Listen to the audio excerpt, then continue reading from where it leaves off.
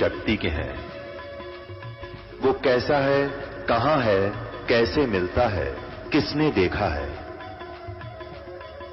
ये प्रश्नवाचक चिन्ह पूर्ण रूप से हटाने के लिए अवश्य सुनिए जगत गुरु तत्वदर्शी संत रामपाल जी महाराज के अमृत वचन, सर्व पवित्र धर्मों के पवित्र शास्त्रों के आधार पर। ये कोई डूम बाट के गीत नहीं और कोई बकान वाली बात नहीं, क्योंकि वह कहता हम बतेरे रखे पहले अटपट करके। ये तो विद प्रूफ दास बता रहा है और परमात्मा ने आकर ये ज्ञान स्वयं यहां बताया है, वही आपके सामने दास उसको समझकर समझा रहा है।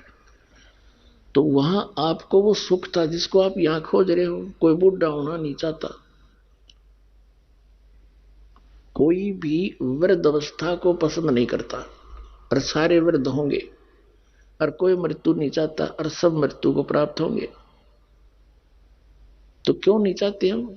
बिल्कुल नहीं चाहते, ठीक बात है।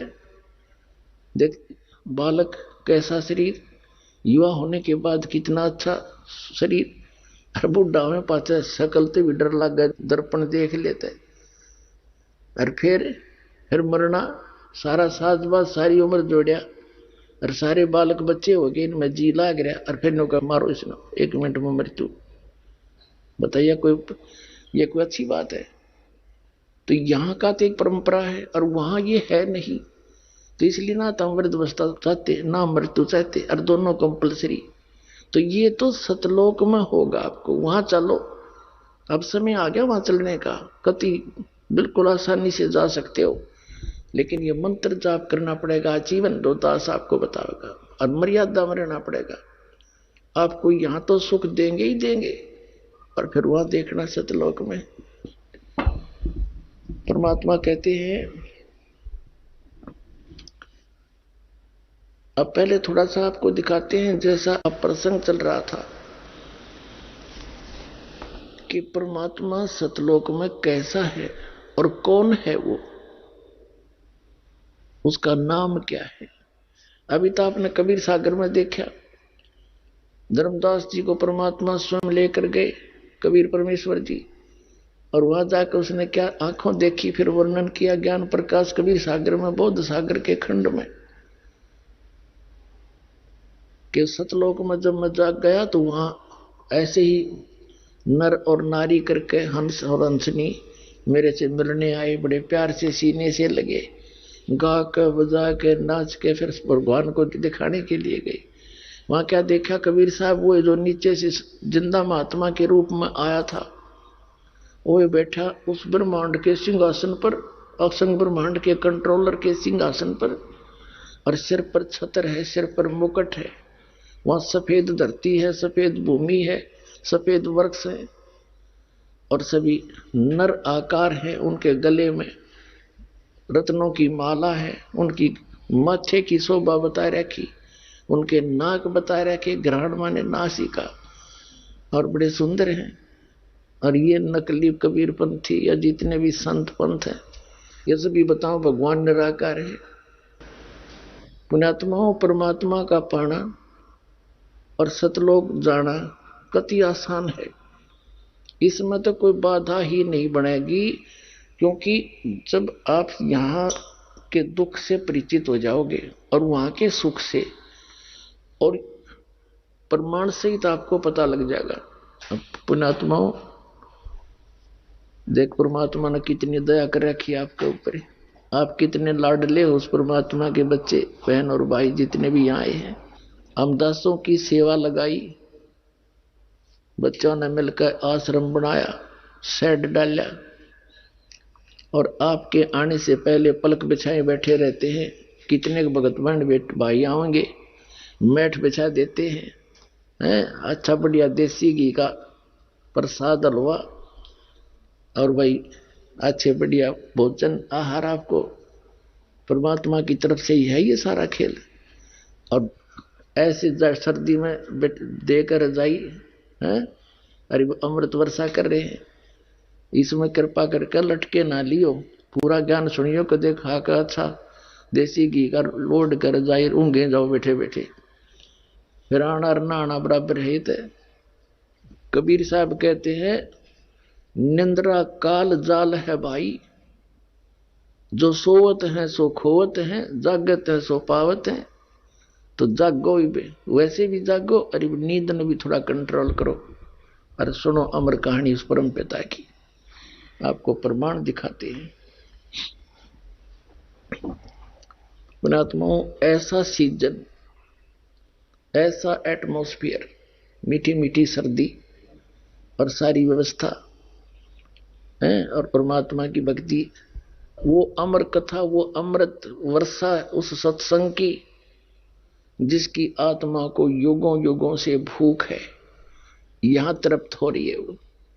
तो इस आत्मा ने सुआओ मत, जागृत रखो और सुनो उस परमात्मा की अमर कहानी। तो पुण्यात्मा, परमात्मा का पाना सब तो आसान है, क्योंकि इसमें कुछ करना है को नहीं, नाम जाप करना बस।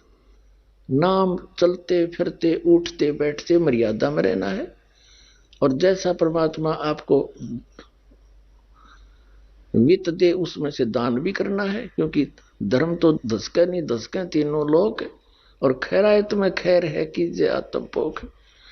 तो जो परमात्मा आपको लाभ देगा उससे दान भी करना है, क्योंकि दान से ही लाभ जो धन मिलता है। कबीर साहब कहते हैं, चढ़ी चौंच भर ले गई और नदी ना घट्यो नीर, दान दिए धन घटे नहीं, कह रहे साहिब कबीर।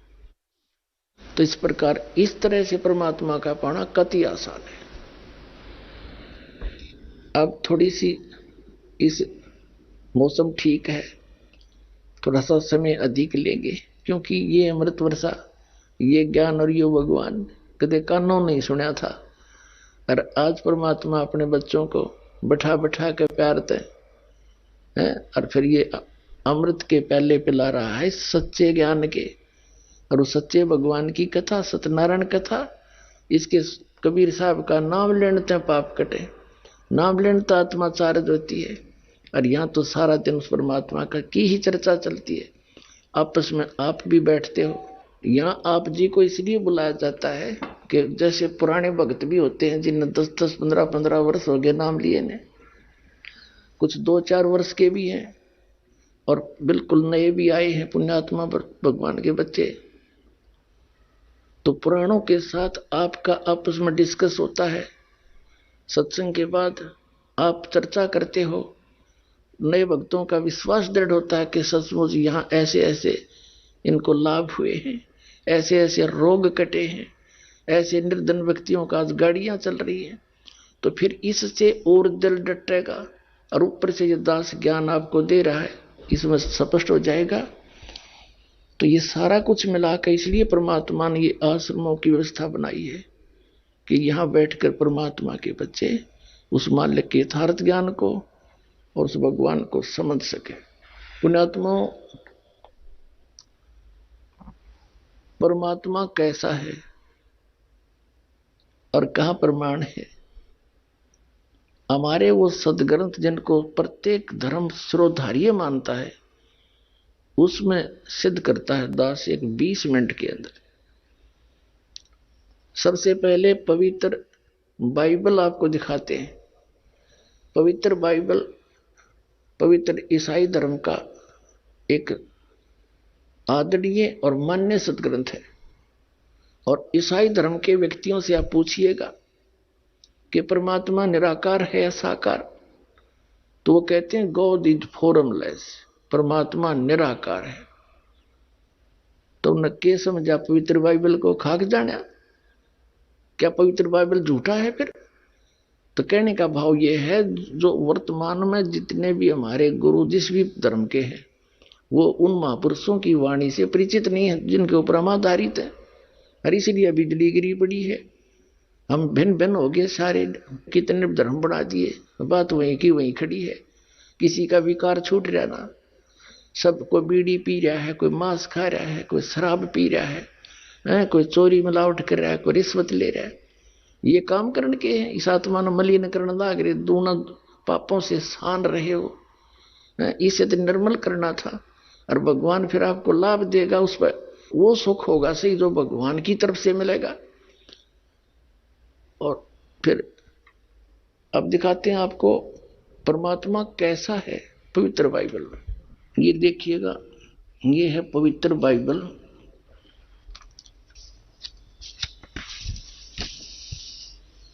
संपूर्ण जीवन अध्ययन बाइबल। और ये कहां से छपा है? ये है जर्नल एडिटर है Donald C Stamps MA MDV। ये एसोसिएट एडिटर, ये यहां से छपा है। Printed in India. Life Publishers International, Springfield, Missouri USA। Printed in India, ये बना वहां से छपा है। यहाँ पर ये सारा इनका पूरा दे रखे हैं यहाँ पर। इससे आपको पढ़ के सुना होगा दास कि परमात्मा कैसा है। पुराना नियम और उत्पत्ति यहां से देखेंगे आप।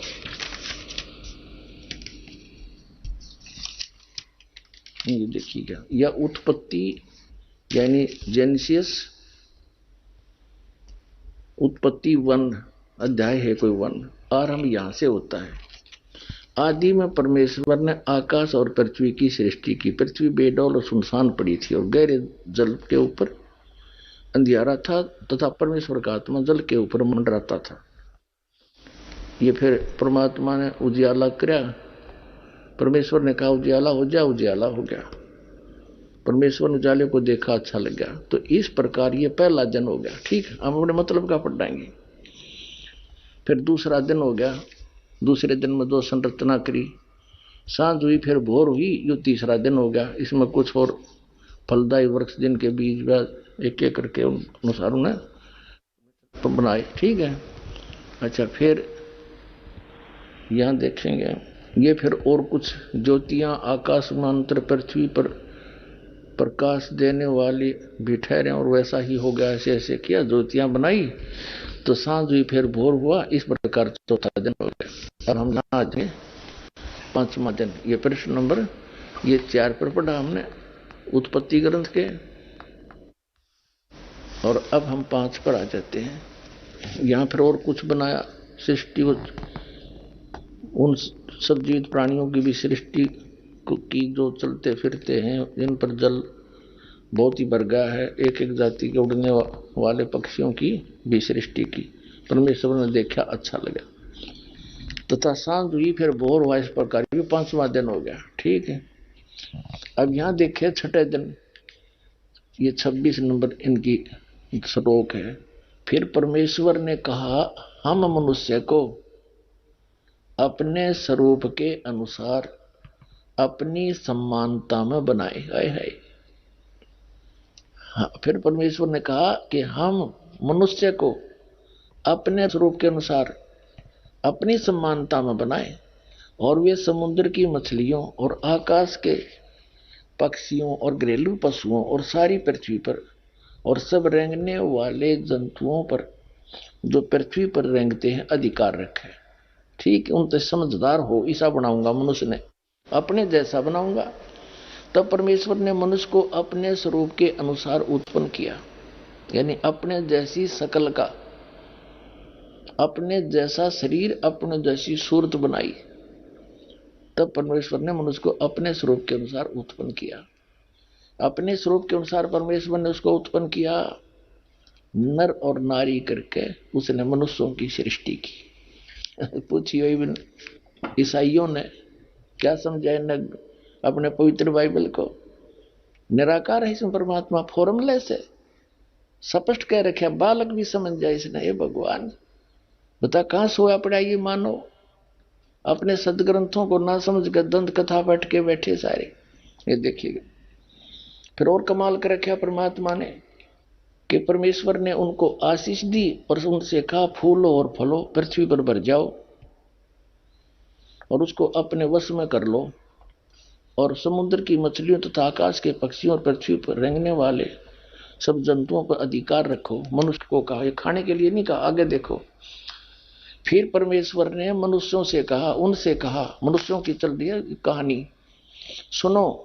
जितने बीज वाले छोटे छोटे पेड़ सारी पृथ्वी के ऊपर हैं, और जितने वृक्षों में बीज वाले फल होते हैं वे सब मैंने तुमको दिए हैं, वे तुम्हारे भोजन के लिए। अपने आत्माओं,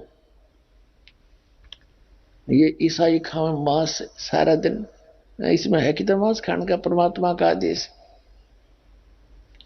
परमात्मा ने फाइनल कर दिया, परमेश्वर ने, जिसने सारी सृष्टि रची। देखो परमेश्वर ने उनसे कहा, सुनो, जितने बीज वाले छोटे छोटे पेड़ और सारी पृथ्वी के ऊपर जितने वृक्षों में बीज वाले फल होते हैं वे सब मैंने तुमको दिए हैं, वे तुम्हारे भोजन के लिए। हो गया सब छोटे छोटे बीज वाले, गेहूं, चने, बाजरा, ज्वार, ये सारे, काजू, किस्मत, सेब, संतरे, ये फल और मेवा, कहते ओनली ये है तेरा खाना, है इसमें कितना मांस खाने का? अपने आत्माओं, अब ये इनके भोजन का हो गया। आगे परमात्मा ने अन्य प्राणियों को भी मांस का आदेश नहीं दिया, शेर वगैरह को भी। ये भी पहले इनके ऐसे पंजे दे रखे हैं, जैसे समुद्र में भी इतना गजब का घास उगता है, पहले मछली और जितने भी जीव जंतु थे उस घास को खाते थे, वो इतना टेस्टी होता था। और शेर भी इतने पंजे उनको ये दांत दिए हैं, पेड़ों के अंदर इतना गजब का कई ऐसे पेड़ होते हैं जिनमें से दूध सा निकलता है, और ये शेर उसने पाड़ के और उसमें दूध पिया करते सारे। फिर धीरे धीरे इनकी वृत्ति बदल गई, वो पेड़ खत्म हो गए, फिर ये पशु पक्षियां खाने लगे। ऐसे ही मनुष्य मांस नहीं खाते थे, अरे धीरे धीरे आग लग गई, मांस बिना की तो शायद ही कोई अक्षेत्र अछूता रहा हो। तो इस प्रकार ये सारी बात क्यों बिगड़ी है बगैर ज्ञान के, और फिर से हम संभलेंगे, बुराई छूट जाएगी। देखिएगा यहाँ क्या कहा है, 5 पृष्ठ पर 30 नंबर पढ़ रहे, 29 तक हमने पढ़ लिया। और जितने पृथ्वी के पशु और आकाश के पक्षी और पृथ्वी पर रेंगने वाले जंतु हैं, जिनमें जीवन के प्राण हैं, उन सब के खाने के लिए मैंने सब हरे हरे छोटे पेड़ हैं। और वैसा ही हो गया, साँझ हुई और भोर हुआ, इस प्रकार ये 6वां दिन हो गया। यानी कि जितने भी पशु हैं, पक्षी हैं और जल के जीव हैं, सबके लिए छोटे छोटे हरे पौधे दिए और पेड़ दिए, ये और कुछ नहीं खाना। आगे देखो, ये 6वां दिन हो गया, अब 7वां दिन। परमेश्वर ने यूं, 6वां दिन हो गया, अब 7वां दिन, यूं आकाश और पृथ्वी और उसकी सारी सेना का बनाना समाप्त हो गया। और परमेश्वर ने अपना काम जिसे वह करता था 7वां दिन समाप्त किया, और उसने अपने किए हुए सारे काम से 7वें दिन विश्राम किया। और परमेश्वर ने 7वें दिन को आशीष दी और पवित्र ठहराया, क्योंकि उसमें उसने सृष्टि की रचना के अपने सारे काम से विश्राम लिया। अब यहाँ क्या है कि 7 दिन में इस पवित्र बाइबल के अनुसार उस परम अक्षर ब्रह्म ने सारी सृष्टि रच के और इस काल को दे दी।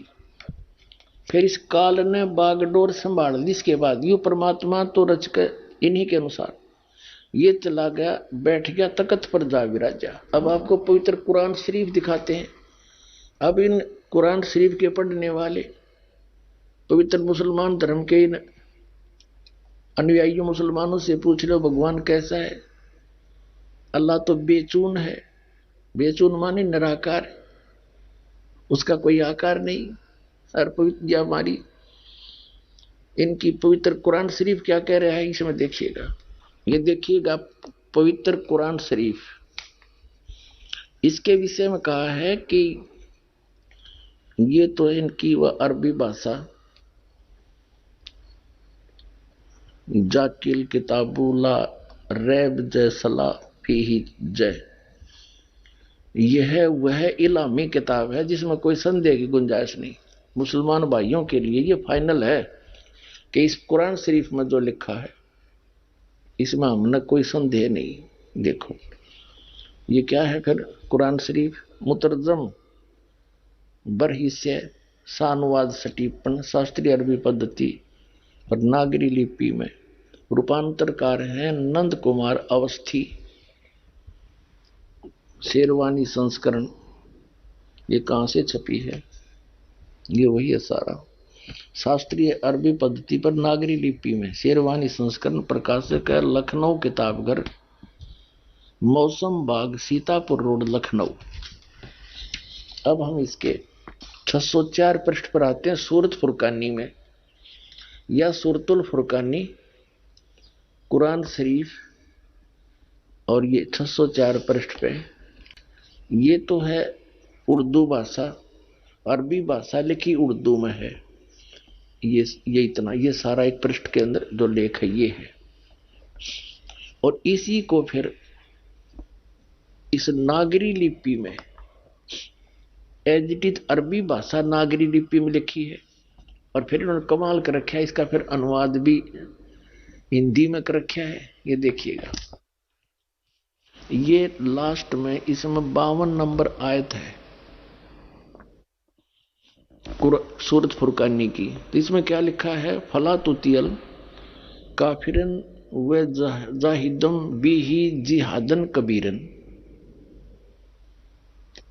अब इसका अर्थ क्या करा इन्होंने, यहां देखिएगा।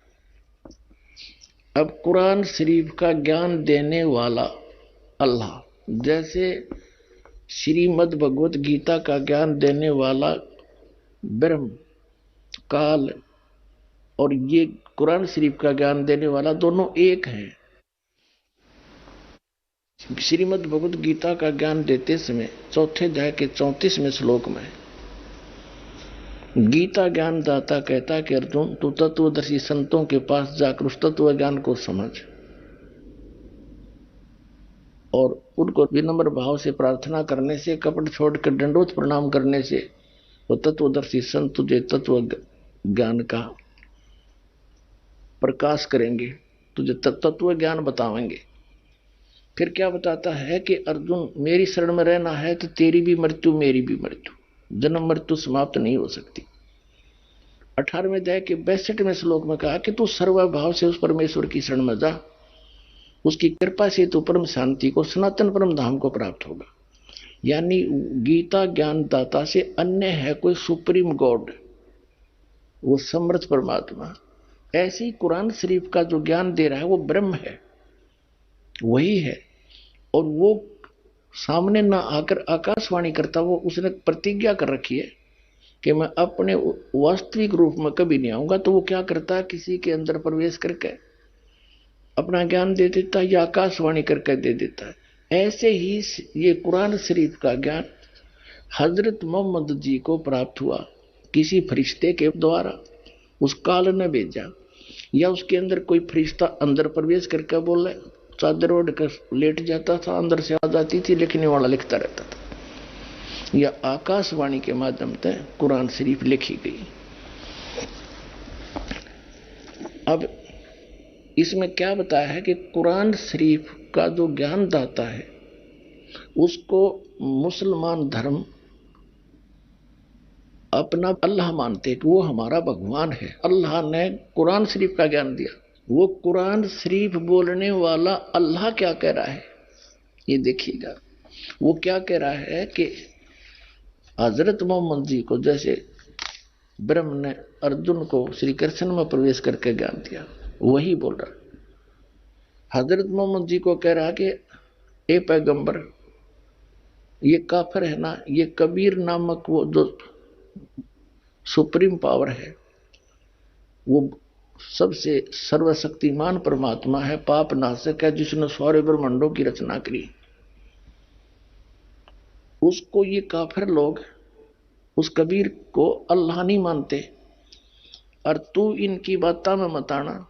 मैं जो तुझे कुरान शरीफ के माध्यम से जो ज्ञान दे रहा हूं, इन दलीलों पर तू विश्वास करना और उनके साथ संघर्ष करना। जिहाद का मतलब लठ बजाना नहीं, संघर्ष करना। वो अपना काम करो तो उनकी बातों में मत आना। देखिएगा, अब हम पढ़ रहे हैं सूरत फुरकानी 25 कुरान शरीफ 604 पृष्ठ पे, और इसकी 52 नंबर आयत को। ये तो अरबी भाषा है, यह लिखी है देवनागरी में, और ये वही जो कि तू यहाँ पर अरबी भाषा है, लिखी है उर्दू में। अच्छा, इस अरबी भाषा का अनुवाद फला तुतियल काफिरन व जाहिदुम बिही जिहादन कबीरन। यहां देखना, यहां अनुवाद किया है तो ये क्या उनमें ये 52 सुनोगी। कुरान शरीफ के ज्ञान देने वाला अल्लाह कह रहा कि ए पैगंबर हजरत मोहम्मद को तुम काफिरों का कहा न मानना, और इस कुरान शरीफ की दलीलों से उनका सामना बड़े जोर से करो। अब यहां इन्होंने थोड़ा सा अनुवाद गलत कर दिया, इन्होंने कबीर का अर्थ बड़ा कर दिया। यो कबीरन है ना, जैसे संस्कृत में उत्तमम लिख दे वो मैं हट जा है उत्तम रह गया, तो कबीरन का यू न हट जा कबीर रह गया, कबीर है। थोड़ा सा और कंसेप्ट क्लियर करते हैं। ये कुरान मजीद है, ये वही है जो का तुम लेख केवल नाम बदल दिया, इसमें अनुवादक दूसरा है इस करके। मऊ अरबी मतन मुर्तजम, और इसका है प्रकाशक है ऑफिस बुक डिपो 422 मटिया मिर्जामा मस्जिद दिल्ली 6। ये है कुरान मजीद हिंदी मुतरजम अरबी मतन तर्जुमा यानी अनुवाद मौलाना फतेह मोहम्मद खान साहिब जालंधरी, तसही मौलाना अब्दुल मजीद सरवर साहिब, प्रकाशक है Farid book depot private limited नई दिल्ली। अब हम इसमें एक तो ये दिखाते हैं आपको, इनका ये प्रश्न नंबर 6 पे थोड़ी सी झलक दिखाते हैं आपको। यह कुरान शरीफ कैसे, ये मुकदमा नामक कोई अध्याय है, कुरान मजीद के उतरने और संग्रह व संकलन के हालात। कुरान मजीद एक पवित्र किताब है, मजीद कहो चाहे कुरान शरीफ कहो, जो अंतिम नबी हजरत मोहम्मद सल्लल्लाहु पर उतारी गई। यह अर्शी कुर्सी के मालिक का कलाम है, जो उसने स्वयं एक बरगुजिदा पैगंबर और मुकर्रम यानी सबसे ज्यादा लोकप्रिय बंदे पर नाजिल किया। इस्लाम का आधार इसी आसमानी फरमान आदेश पर है, जिसने अनुपालन किया है वह इस्लाम के दायरे में दाखिल हुआ है। अब यहां देखना ये कैसे उतरी। ये सही यह है कि आप सल्लल्लाहु यानी हजरत मोहम्मद की नबूत के बाद रजमान के सब्बे के अंदर में पूरा कुरान मजीद लोहे महफूज अल्लाह के पास से उस आसमान पर जिसे हम देख रहे हैं अल्लाह के हुक्म से उतारा गया। इसके बाद हजरत जिब्रील अल्लाह यानी एक फरिश्ता जिसमें इस कदर हुक्म हुआ, उन्होंने पवित्र कलाम को बिल्कुल वैसा ही बिना किसी परिवर्तन या कमी बेसी के नबी सल्लल्लाहु तक पहुंचाया, हजरत मोहम्मद तक पहुंचाया। फिर दलील इस जबरील नामक फरिश्ते ने उसमें कोई फेरबदल नहीं किया, ऊपर से उस गुप्त अल्लाह का संदेश लेकर जो का त्यों पहुंचाया। कभी 2 आयतें, कभी 3 आयतें यानी श्लोक से, और कभी 1 आयत से कभी कम, कभी 10 आयतें और कभी पूरी सूरतें। इसी को शरीयत में वह कहते हैं। उलमा विद्वानों ने वह के विभिन्न तरीके हदीसों से पेश किए। नंबर 1, हजरत मोहम्मद जी को यह कैसे प्राप्त हुई, किस किस प्रकार। एक प्रकार से तो जबरील यू लेकर आया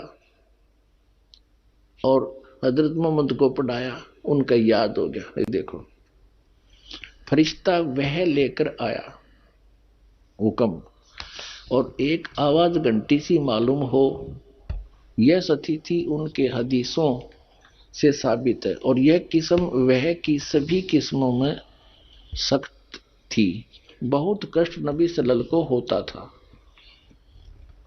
यहां तक कि आपने फरमाया कि जब कभी ऐसी वह आती है तो मैं समझता हूं कि अब जान निकल जाएगी। एक टाइप तो ये है कि वो फरिश्ता आके वो ज्ञान देता है, और दूसरा उसको उनके अंदर प्रवेश हो करके और वो चद्दर ओढ़ लेते हैं, फिर वो बोलते हैं।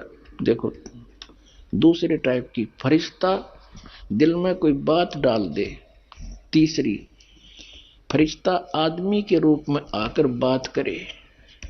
यह किस्म बहुत आसान थी और इसमें कष्ट न होता था। चौथा, अल्लाह ताला जागते में नबी सल्लल्लाहु यानी हजरत मोहम्मद के से कलाम फरमाए, आकाशवाणी करे। जैसा कि सबे मेराज की रात में। पांचवा, अल्लाह ताला सपने के हालत में यानी जैसे सपना सा करके कलाम फरमाए। यह किस्म सही हदीसों से साबित है। अब फरिश्ता सपने की हालत में आकर, छठे नंबर है, आकर कलाम करे, मगर अंतिम दो किस्म के कुरान मजीद खाली हैं। पूरा कुरान जागने की स्थिति में नाजिल हुआ, अगरचे कुछ उलमा ने सूरह कौसर को आखिर में किस्म से माना है, लेकिन ये अपने को बता रहे हैं उसके प्रूव करने के लिए इसको रद्द कर दिया है। तो इस प्रकार जिसको ये मुसलमान भाई अपना अल्लाह मानते हैं, उसने अपना संदेश और अध्यात्म ज्ञान ये मानते हैं कि उसने इस तरह से हजरत मोहम्मद तक भेजा, और यूं सारा का सारा ज्ञान कुरान शरीफ का, कुरान मजीद को जय शरीफ एक है, इनके अल्लाह का दिया है। उसमें बीच में फरिश्ते ने कुछ मिलावट नहीं करी, ये आपने पढ़ ली। अब देखिएगा, अब हम आगे इस कुरान मजीद के सूरत फुरकानी 25 पे, और इसमें पृष्ठ है 578, और ये न्यू का न्यूजिटी फोटो कॉपी डिटो। नीचे ये ये आगे ये यहाँ रह गया, गलत हो गया, ये 576 पृष्ठ पे, वहाँ गलत लिख दिया, खुल गया पृष्ठ। सूरत फुरकानी 25 कुरान मजीद 576 पृष्ठ पे, ये जो का त्यों वही as it is ditto copy. और ये नीचे 52 नंबर आयत है, यहाँ एज इट इज, एक अक्षर का भी अंतर नहीं है। फला तुतियल काफिरन व जाहिदुम बिही जिहादन कबीरा। अब इसमें कबीरा लिखा है, इसको कबीरा कहो, कबीरन कहो, खबीरा कहो, ये बोलन का अंतर है। अब इसमें से हमने सिर्फ इतना ही लेना था। अब हम फिर लेते हैं पवित्र कुरान शरीफ को, अब इसे सारी बात हल हो जाएगी। ये फिर हमने उठा ली पवित्र कुरान शरीफ, और ये कहां से छपी है ये आपको हमने पढ़ा दिया, दिखा दिया था। अब हम इसके आते हैं 604 पृष्ठ पे, सूरत फुरकानी 25 और ये 604 पृष्ठ पे हम नीचे पढ़ लिया हमने। इसकी 52 नंबर आयत में वो का वो है, इसका कुरान मजीद को होते शरीफ से बात वही है। फला तुतियल काफिरन व जाहिदुम बिही जिहादन कबीरन, कबीरन कहो, कबीर कहो, कबीरा कहो। ये सिद्ध कैसे, इसका अर्थ इन्होंने यहां कर ही रखा। तो ए पैगंबर, ये कुरान शरीफ जब आई, उस कुरान शरीफ के ज्ञानदाता ने जो भी कहना था उसका आदेश है यो कुरान शरीफ, और उसने किस माध्यम से जैसे भी हजरत मोहम्मद को पहुंचाया, ये सारा का सारा आदेश जिसको मुसलमान भाई अपना खुदा मानते हैं उसका संदेश है। और वो क्या कह रहा है, किसी अन्य भगवान के बारे में कह रहा है। वो कबीर नामक परमात्मा है जिसने सारी सृष्टि रची, और उस परमात्मा की खबर किसी बाखबर से पूछो। कुरान शरीफ का ज्ञानदाता भी किसी अन्य परमात्मा के बारे में कहता है और खुद भी अल्पज्ञता सिद्ध कर रहा है। जैसे श्रीमद् भगवत गीता का ज्ञानदाता भी अपनी अल्पज्ञता सिद्ध करता है कि मैं कंप्लीट ज्ञान नहीं रखता उस परमात्मा के बारे में, किसी तत्वदर्शी संत से पूछो। यही प्रमाण जो का तो इसमें पवित्र कुरान शरीफ में देखिएगा। अब हम पढ़ रहे हैं, ये हमने पढ़ लिया, यहां से हम पढ़ते आए थे 604 पर, 605 पर हमने पढ़ा। तो ए पैगंबर तुम काफिरों का कहा न मानना, ये अनुवाद हिंदी में है उसका, और इस कुरान की दलीलों से उनका सामना बड़े जोर से करना। कबीर का अर्थ ने बड़ा कर दिया। इसका अर्थ ये बनता है कि कुरान शरीफ का ज्ञान दाता अल्लाह कह रहा है कि हे हजरत मोहम्मद, मैं तुझे जो ज्ञान दे रहा हूं ना, इस पर तो विश्वास करना। वो कबीर परमात्मा है, अल्लाह है वो, और सारा सुखदाई वही है, पाप नाशक भी वही है, और ये वही है जिसने सारी सृष्टि रची। और ये काफिर है ना, ये नहीं मानते उस कबीर को अल्लाह। तो मेरे इस संदेश पर, इन दलीलों पर, कुरान शरीफ की दलीलों पर तो विश्वास करना और उनके साथ संघर्ष करना, उनकी बातों में मत आना। इतनी सी बात। आगे देखो, अब हम आगे 607 पृष्ठ पर। इसमें क्या है, जैसे उधर है, यहां से ये आयत है 53, 54, 55, 56, 57, 58 में या 58, इसमें लिखा है इवादही खबीरा। अब खबीरा कहो चाहे कबीरा कहो, कबीरन कहो, खबीरन कहो। अब इवादही माने पूजा के योग्य, पूजनीय कबीरा। वो कबीर परमात्मा पूज्य है, उसकी पूजा करनी चाहिए। और यहां फिर खबीरन, खबीरन कहो, कबीरन कहो, खबीरा कहो, कबीरा कहो। अब इसका अर्थ भी इन्होंने, अजीज का अर्थ इन्होंने यहां हिंदी में कर रखा है। अब 53 नंबर आयत यहां से शुरू होती है, ये पृष्ठ नंबर 607 पे, सूरत फुरकानी 25 की, ये कुरान शरीफ है। अब हजरत मोहम्मद को कुरान शरीफ का ज्ञान दाता कह रहा है कि तो तुझे बता दिया, इन काफिरों की बातों में मत आना, मैं जो कह रहा हूं इसको फाइनल समझ लेना। कबीर इज गॉड, कबीर जो अल्लाह है, और वो वही है। ये देखो 53 नंबर आयत में, और वही है जिसने दो दरियाओं को मिला चलाया, एक का पानी मीठा प्यास बुझाने वाला और एक का खारी कड़वा, और दोनों में एक आड़ और मजबूत रोक बना दी। और वही है जिसने पानी की बूंद से आदमी को पैदा किया, फिर उसको साहिबे नसम यानी किसी का बेटा या बेटी, और ससुराल वाला यानी किसी का दामाद बहू बनाया। और तुम्हारा परवरदिगार हर चीज करने पर शक्तिमान है। और काफिर अल्लाह के सिवा ऐसों को पूजते हैं, देवी देवताओं को, जो न तो उनको नफा पहुंचा सकते हैं और न उनको नुकसान पहुंचा सकते हैं। और काफिर तो अपने परवरदिगार से पीठ दिए हुए हैं, मुंह मोड़ रहे हैं। ए पैगंबर, हमने तुमको खुशखबरी सुनाने, सिर्फ अजाब से डराने के लिए भेजा है। अब 57 में, इन लोगों से कहो कि मैं तुम्हें इस अल्लाह के हुक्म पर कुछ मजदूरी नहीं मांगता, हाँ जो चाहे अपने परवरदिगार तक पहुंचने की राह इख्तियार कर ले।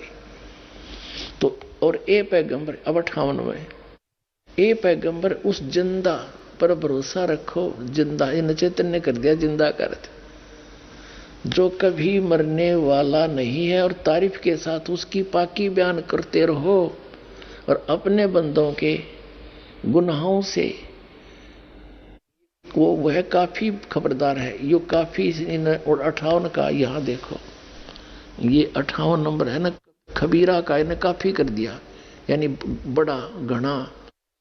अरे यो लिखना था, वो कबीर पूजा के योग्य है और अपने बंदों के सब गुनाहों को, पापों का नाश कर देता, वो सब जानता है। 58वां, उस जिंदा पर।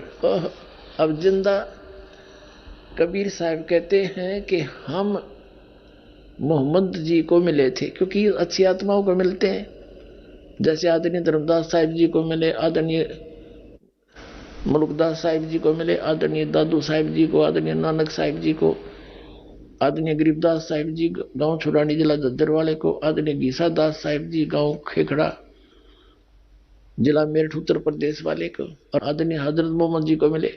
तो कबीर साहब कहते हम मोहम्मद को मिले, और हम मोहम्मद को वहां ले गए सतलोक में, इच्छा रूपी वहां नहीं रहे हो, क्योंकि यहाँ इनके बहुत से अनुयायी हो गए थे काफी संख्या में, और वहां नहीं रहे हो। उल्ट मोहम्मद मैल पठाया, हमने वापस छोड़ दिया। और गुज बीरज एक कलमा लाया, और रोजा बंग नमाज दई रे, बिस्मल की नहीं बात कही रे। नबी मोहम्मद नमस्कार है, राम रसूल कहाया, 1,80,000 को सौगंध, जिन नहीं करत चलाया। अरस कुरस पर अल्लाह तकत है, खालिक बिन नहीं खाली, और वो पैगंबर पाक पुरुष थे साहिब के अबदाई। कबीर साहब कहते हम इनको मिले थे जिंदा महात्मा के रूप में, और इनको हम ऊपर लेकर गए, पर इसने हमारी बात मानी नहीं। उल्ट मोहम्मद मैल पठाया, इस शरीर में छोड़ दिया। तो ये फिर कहते हैं गुज बीरज एक कलमा लाया, एक मंत्र है कलमा, जैसे गायत्री मंत्र को इस तरह का। और रोजा बंग और नमाज दई रे, हजरत मोहम्मद जी ने व्रत रखन की और आवाज लगान की बंग और नमाज करने की बात कही थी, बिस्मल की नहीं बात कही रे। उन्होंने ये बकरे मारने की बात नहीं की, क्योंकि अरस कुर्स पर अल्लाह तकत है, अल्लाह का तकत है ऊपर। अरस के कुर्स पर आखिरी आसमान के आखिरी सतर पर सतलोक रहता परमात्मा। अरस कुर्स पर अल्लाह तकत है, खालिक बिन नहीं खाली। और ये पैगंबर तो पाक पुरुष थे, ये तो पवित्र आत्मा थी, साहिब के अब्दाली यानी परमात्मा के ये कृपा पात्र थे। ये ऐसा काम करे, मांस खाते ये ज्ञान होकर के, ये तुमने अपनी जाड़ के स्वाद में बात बिगाड़ रखी है। कहते हैं नबी मोहम्मद नमस्कार है, वो तो एक आदरणीय महापुरुष थे, राम रसूल कहाया, भगवान का वो पैगंबर कहलाया। और 1,80,000 को सौगंध, जिन नहीं कर चलाया। हजरत मोहम्मद जी के कुल 1,80,000 अनुयायी बने थे, उन्होंने कोई मांस नहीं खाता था, यहां तक कि ब्याज भी नहीं लेते थे आपस में किसी से, भरी मदद किया करते थे। तो जो आदमी इतना दयालु हो कि ब्याज की पीड़ा भी नहीं देनी, क्या वो मांस खाने की सलाह देगा? तो कहते हैं नबी मोहम्मद नमस्कार है, राम रसूल कहाया, 1,80,000 को सौगंध। कहते पर सौगंध है उन महापुरुषों की, उन्होंने जिन नहीं कर्ज चलाया, उन्होंने तुम्हारी तरह बकरे नहीं काटे। तो यहां वही है कि इसमें प्रमाण तो वही है कि कुरान शरीफ का ज्ञान दाता कह रहा है कि तुझे जो जिंदा महात्मा के रूप में मिल रहा था वो कबीर अल्लाह है, और वो सब दुखों का दूर कर सकता है, सब पाप काट सकता है, वो वास्तव में अविनाशी है, उसको कोई मार नहीं सकता। देखिए अब हम फिर पढ़ रहे हैं कुरान शरीफ का सूरत फुरकानी 25, ये अनुवाद है, और यहाँ है ये कुरान शरीफ सूरत फुरकानी 25 का आयत नंबर 58 हम पढ़ रहे हैं। ए पैगंबर, उस जिंदा पर, इन्होंने अनुवाद कर दिया, ये नहीं पढ़ना, उस जिंदा पर जो जिंदा महात्मा के रूप में तुझे मिले थे पर भरोसा रखो, जो कभी मरने वाला नहीं है, वो वास्तव में विनाशी है, और तारीफ के साथ उसकी पाकी बयान करते रहो। यानी कुरान शरीफ के ज्ञान दाता से अन्य कोई और समर्थ शक्ति है जिसकी इस तरफ संकेत कर रहा है कुरान शरीफ का ज्ञान दाता पुण्यात्मा, ये समझ लेना, बस इसमें इतना समझना है। वह कबीर खबरदार है, खूब जानता है, थारे दुखों को खूब दूर कर देगा, वो बालक नहीं है, उसकी महिमा करो, उसका गुणगान करते रहो। आगे देखो 58 पढ़ ली, अब 59 में, अब 59 नंबर हम पढ़ेंगे, 58 पूरी होगी। जिसने आसमानों और जमीन और जो कुछ उनके बीच में है सबको 6 दिन में पैदा किया, जैसा पवित्र बाइबल में लिखा है, फिर तख्त पर जा विराजा, वह अल्लाह बड़ा। अब इन्होंने यहां गड़बड़ कर दी, ये देखो 59 नंबर आयत है, ये है खबीरन बी ही खबीरन, अरमानो, अरमान माने दयालु, और वो कबीर, इन्होंने इसका अर्थ बड़ा कर दिया, वो अल्लाह बड़ा, यह लिखना था वो अल्लाह कबीर है।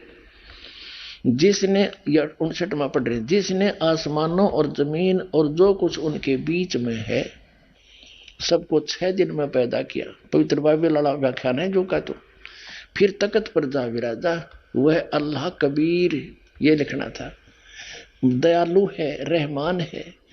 तो उसकी खबर, उस कबीर नामक अल्लाह की जानकारी किसी बाखबर यानी तत्वदर्शी संत इल्म वाले से पूछ देखो। इन दोनों पवित्र सदग्रंथों ने रल मिलकर क्या सिद्ध कर दिया कि परमात्मा मनुष्य दृश्य है। पवित्र बाइबल में कहा है कि भगवान ने अपने रूप जैसे ही मनुष्यों को नर नारी करके उत्पन्न किया और 6 दिन में सृष्टि रची, 7वें दिन विश्राम किया। तो कुरान शरीफ ने भी यह सिद्ध कर दिया, उसका नाम बता दिया कि वो अल्लाह कबीर है, जिसने 6 दिन में सृष्टि रची और 7वें दिन तख्त पर जा बैठा। और वो ही सब दुखों को दूर करने वाला, सबका पाप नाशक रू अविनाशी परमात्मा है। कुरान शरीफ का ज्ञानदाता अपनी स्पष्ट कर रहा है कि उसके बारे में तो जानता नहीं, उसकी जानकारी, कबीर नामक अल्लाह की जानकारी किसी बाखबर से पूछो, तत्वदर्शी संत के पास जाओ।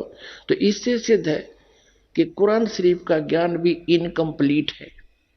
और यही पवित्र श्रीमद् भगवत गीता में गीता ज्ञानदाता 4थे अध्याय के 34वें श्लोक में कहता है कि अर्जुन, तू तत्वदर्शी संतों के पास जाकर उस परमात्म तत्व की तत्व ज्ञान को समझ, उनको दंडवत प्रणाम करने से, कपट छोड़कर प्रसन्न करने से वो तत्वदर्शी संत तुझे तत्व ज्ञान का उपदेश करेंगे। आइए अब हम उन श्रद्धालुओं के अनुभव जानते हैं जो जगत गुरु तत्वदर्शी संत रामपाल जी महाराज जी से दीक्षा प्राप्त कर चुके हैं तथा उनके द्वारा बताए गए भक्ति मार्ग पर चल रहे हैं। नमस्कार सर। नमस्कार सर। सर क्या नाम है आपका? मेरा नाम सुभाष खटकड़, गाँव नंदकड़ माजरा, जिला कैथल, हरियाणा। सर संत रामपाल जी महाराज से नाम दीक्षा आपने कब ली? सर मैंने अगस्त 2017 में ली। सर संत रामपाल जी महाराज से नाम दीक्षा लेने से पहले क्या आप कोई भक्ति साधना भी करते थे? देखिए, मैं वैसे कोई विशेष भक्ति तो करता नहीं था, लेकिन मैं सन 81-82 में गुरुकुल कुरुक्षेत्र में पढ़ता था और वहाँ ये आर्य समाज विचारधारा से गुरुकुल प्रभावित है। वहाँ हम यज्ञ हवन वगैरह जो संस्कृत में होते हैं वो करते थे और मैं किसी अन्य विचारधारा जैसे देवी माता मसाणी इनको नहीं मानता था। मैं आर्य समाजी विचारधारा से प्रभावित था। लेकिन आगे चल के जो मेरे घर में एक विकट स्थिति पैदा हो गई थी, उसको लेकर मैं बहुत परेशान रहने लगा। और इसी दौरान ये सन मेरी एक लड़की है जो अब +2 में है, वो 8वीं क्लास में पढ़ती थी। उस समय उसके सिर में दर्द रहने लग गया, तो मैं उसको डॉक्टर के पास ले गया।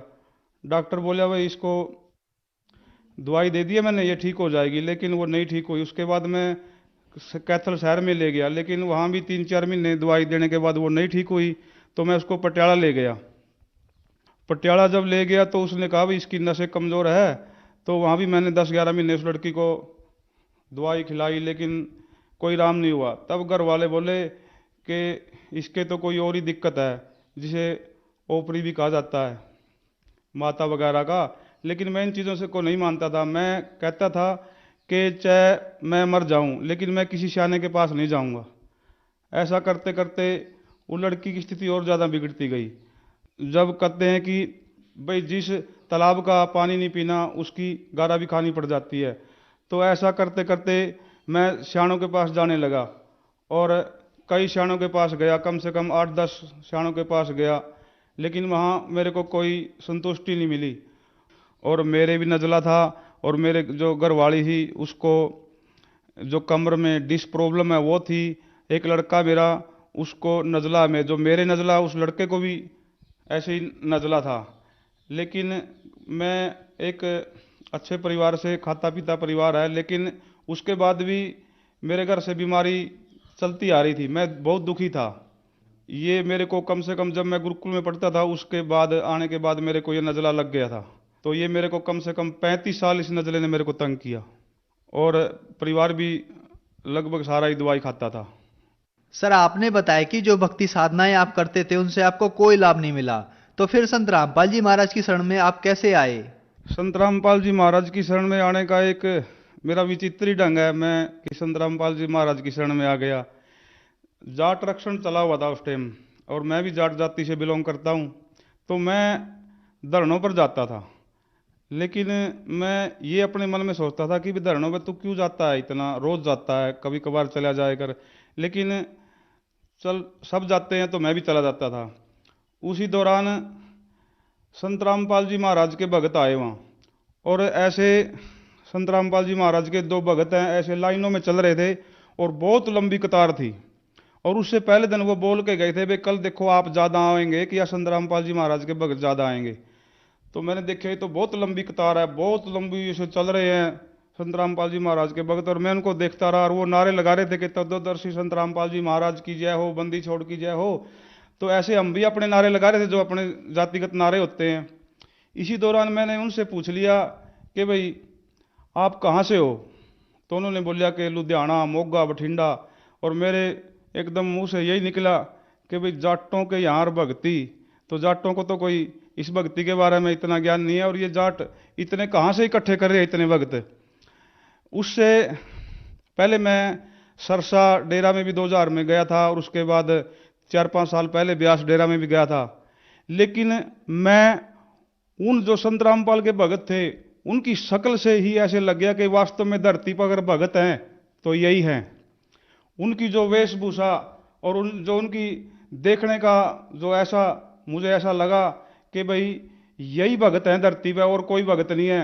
और वो नारे लगा रहे थे कि तत्वदर्शी संत रामपाल जी महाराज की जय हो। तो उसी दौरान में उसकी ऐसे चलती हुई संगत को देखकर भावुक हो गया और मेरे नारे लगाने लगा कि आपने हमें समर्थन दिया। और मैंने कभी टीवी पे भी नहीं देखा था संत रामपाल जी महाराज को। तो मैं ये कह के कि मैं गुरु बना लिया संत रामपाल जी महाराज को और घर आ गया। तो मैं अपने घर आकर सोचने लगा कि भाई तू गुरु बना लिया, ना उसका ज्ञान का पता और ना तेरे को ये पता कि वो कहाँ है, तो गुरु कैसे बनाएगा उसको। उसी दौरान मैं खेत में बैठा हुआ था और एक मेरे पड़ोस में है, मेरा चाचा लगता है, उसने आकर मेरे को 2 पुस्तकें दी, एक बरवाड़ा कांड और एक गीता तेरा ज्ञान अमृत। मैंने उन दोनों पुस्तकों को ऐसे अपने छाती से लगा लिया कि शायद ये तो बहुत अनमोल खजाना होगा। और उसको मैंने वहीं खेत में भी नहीं रखा, जबकि खेत में मेरे रखने के लिए काफ़ी जगह है। मैं उसको घर ले आया, पुस्तक पढ़ता था मैं। लेकिन उसी समय एक मेरा दोस्त था, वो बोलिया भाई तेरे घर में समस्या चली हुई है और तने ये तो देख लिए सारे जो सियाने वगैरह तो देख लिए, तू नाम ले ले। तो मैं बोलिया भाई नाम किसका लेवा? तो उसने कहा कि भाई सरसे वाला का ले ले। उस टाइम सरसे वाला भी बाहर था। मैं बोलिया भाई मैं तो वहाँ तो गया हूँ, लेकिन मेरे को वहाँ कुछ सिस्टम सही नहीं लगा और मैं सरसे वाला का नाम नहीं लूँगा। तो फिर बोलिया भाई ब्यास वाले का ले लिया। मैंने कहा उससे भाई ब्यास वाले की मैं पुस्तक पढ़ी है और ब्यास भी मैं 3-4 रह के आया हूँ 3-4 दिन, लेकिन मेरे को वहाँ भी कुछ समझ में नहीं आया कि जो मेरे को उचित लगे। मैं संत रामपाल की पुस्तक पढ़ रहा हूँ और मैं तो भाई संत रामपाल का नाम लूँगा, मेरे को तो यही अच्छा लगता है। तो ऐसा करते करते कई दिन बीत गए। मैं उसके पास जाता और यही चर्चा चलती है हमारी, भाई नाम किससे ले। वो मेरा दोस्त ऐसा था कि मैं ज़्यादातर बातें उसकी मानता था, लेकिन इस बात पे मैं उससे समझौता नहीं करना चाहता था। मैंने ज्ञान को चुना और मैं अपने दोस्त से छुपकर और कुरुक्षेत्र नामदान लेने के लिए चला गया। जब मैंने वहाँ से नाम लिया तो मैं घर आ गया और घर आकर मैं भक्ति करने लग गया। मैं अगले दिन ही संत रामपाल जी महाराज से मैं अपनी लड़की को भी नाम दिलवा के ले आया। सर, संत रामपाल जी महाराज से नाम दीक्षा लेने के बाद क्या आपको कोई लाभ भी प्राप्त हुए? उसी दौरान मैं एक दिन बाहर गया हुआ था, तो बाहर गया हुआ था, लड़की को दिक्कत हो गई। लड़की ने नाम ले रखा था और मैंने भी नाम ले रखा था और घरवाली ने भी, लेकिन लड़की अपना नाम छोड़ रही थी। तो दिक्कत हो गई। तो मेरे पास फ़ोन आया कि ऐसे ऐसे बच्ची को तो दोबारा फिर दिक्कत हो गई, अब क्या करें। तो मैं भी टेंशन में हो गया और एकदम मैंने कहा भाई ये जो गुरु होते हैं ये भी कुछ नहीं होते। और मैं थोड़ा सा मायूस हो गया। मैं सोचने लग गया अब मैं कहाँ जाऊँ कि सियाने भी देख लिए और गुरु भी देख लिए, अब मेरे साथ क्या बनेगी।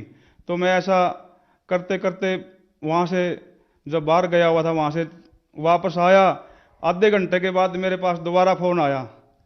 तो घरवाली बोली कि अब तो लड़की ठीक है। मैं वो कैसे हुई? नु कहा गुड़िया ने नाम तो ले ही रखा था और गुरुजी का जो प्रसाद था मैंने वो प्रसाद दे दिया और जो जलम अमृत होता है वो दे दिया और उससे अब गुड़िया को राम है। तो मैं घर आ गया और मैंने सोचा चलो बढ़िया भाई गुड़िया को राम हो गया। उसके थोड़े दिन बाद घरवाली बोली कि मेरे को भी आराम रहने लग गया। मैं तेरे को कैसे? नु कहा जो मेरे टांगों में दर्द रहता था उसमें आराम हो गया। तो मैं एकदम अचंबा सा हो गया कि भाई ऐसा कैसे होता है क्योंकि मैं तो आर्य समाजी विचारधाराओं में था, क्योंकि वो मानते नहीं इन चीज़ों को। और मेरे लिए तो एक बहुत ही एक अद्भुत करिश्मा था मेरे लिए। तो मैंने सोचा चल तेरा क्या लगा है, इनको आराम हो गया। तो इसी दौरान संत रामपाल जी महाराज की भक्ति करने लग गया। और उसी दौरान जब मेरे को 3 महीने भक्ति करते करते हो गए, तो मेरे को एक दिन जो मेरे को नजला रहता था, बार बार छींकें आती थी, थूक आता था, मेरी कोई जिंदगी नहीं थी, मैं दूध पी सकता था नहीं, चाप और घी मेरे बहुत फ्रेज रखने पड़ते थे। 35 साल से मेरे को नजला था। मैंने एक्यूपंक्चर भी करवाया, एक्यूप्रेशर भी करवाया, नास में से राजस्थान में सूरजपुरा वहां से मैं कीड़ा निकलवाया, और मैंने नाक का ऑपरेशन करवाया। और मैं एक दिन जब गिना ना, कम से कम मैंने 21 प्रकार के जो इलाज है नजला के वो करवाए, लेकिन मेरे को कहीं से लाभ नहीं मिला। सारी जिंदगी मेरी नजले में ऐसे बीत गई, मेरी जवानी सारी निकल गई, लेकिन मेरे को कहीं से लाभ नहीं मिला। तो 3 महीने भक्ति करने के बाद एक दिन मेरे को खूब छींकें आई। उस दिन के बाद कुछ आराम सा रहने लगा। मैंने सोचा तू दवाई छोड़ के देख, क्योंकि मैं गांव एक पास में फल गांव है, वहां से 15 साल से दवाई चल रही थी मेरी, तो मैं ये दवाई छोड़ के देख ले। उस दिन के बाद मैंने दवाई छोड़ दी, और वो ये दिन है, और आज मैंने ये गोली भी ली उसके बाद। तो जी मेरे संत रामपाल जी महाराज की कृपा से मेरे को नजला ठीक हुआ, घरवाली को टांगों में दिक्कत रहती थी वो ठीक हुई, और जो मेरी लड़की थी उसको सिर माइग्रेन भी था, और जो माता कहते हैं वो ओपरी वगैरह ये ठीक हुई। और मेरा भाई जो घर में मेरा विरोध भी कर रहे थे कि आपने ऐसे कैसे संत से नाम ले लिया, वो विरोध कर रहे थे, तो वो मेरा भाई गीता ले आया कुरुक्षेत्र से जाके कि देखें कहाँ ये प्रमाण। तो वो पुलिस में एसआई रिटायरमेंट है, उसने कहा भाई कहाँ है आपके, कहाँ लिखा हुआ है कि काल है। मैं बोला 11 के 32 में देख ले तू, भाई काल लिख रखा है कि नहीं। तो ऐसे जो भी कि शास्त्र विरुद्ध साधना कहाँ लिखी है, मैं 16 के 23 में देख ले, ऐसा ये मंत्र लिखा हुआ है। तो उसने सब गीता ला करके, एक लड़का मेरा चाचा का था वो बीएससी कर रहा था, उसने भी देखा और प्रमाण देखे, तो उन दोनों ने भी संत रामपाल जी महाराज की दीक्षा ग्रहण कर ली और भक्ति करने लगे। उसके बाद मेरे लड़के को सिर में दर्द रहता था। एक दिन रात को उसकी मम्मी बोली बेटे तू संत रामपाल जी महाराज का नाम लेके सो जा, और उसका नाम ले लेना तो ठीक हो जाएगा। रात को सपने में आए गुरुदेव जी, और उनको नाम दे करके चले गए। सवेरे उठ के लड़का बोला कि माँ मेरे को तो नाम दे के चले गए गुरुदेव जी, रात को आए थे सपने में, और उसके बाद उसके सिर में दर्द नहीं हुआ। उसके बाद मैं उसको भी नाम दिलवा के लाया। इसी दौरान लगभग अब मेरे को 14-15 महीने हो गए हैं, मेरे साथ कम से कम 55 भगत आत्माएं संत रामपाल जी महाराज की शरण में आ चुकी है। इतनी आत्माएं, तो मैं क्या क्या लाभ गिनाऊं कि भाई संत रामपाल ने बहुत मेरे लिए, तो मैं उसका एहसान कभी नहीं भूल सकता, क्योंकि वो तो धरती पर एक परमात्मा है हमारे लिए। तो ये मैं उनसे प्रार्थना करूंगा, हाँ संत रामपाल जी महाराज की शरण में कम से कम जो रोगी है वो आ जाओ, संत रामपाल जी महाराज की शरण ग्रहण करो और अपना कल्याण कराओ। संत रामपाल जी महाराज से दीक्षा लेना तो अब बहुत आसान हो गया। अब तो हर डिस्ट्रिक्ट में सेंटर खुले हुए हैं, और जो टीवी में एक पट्टी चली हुई पट्टी है उस पर देख के भी आप नामदान ग्रहण कर सकते हैं। धन्यवाद सर। सत साहिब।